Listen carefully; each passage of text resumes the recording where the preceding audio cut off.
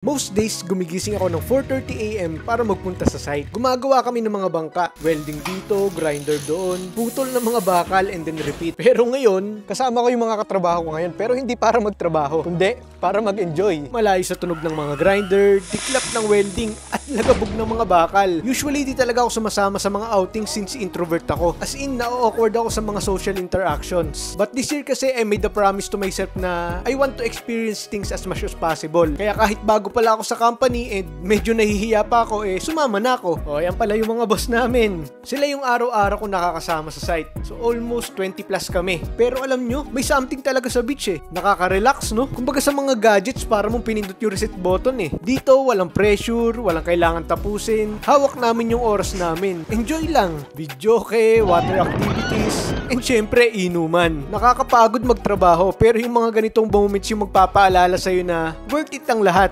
Kung sa site, gumagawa kami ng mga bangka, dito sa Laia, bumuo naman kami ng masayang mga alaala.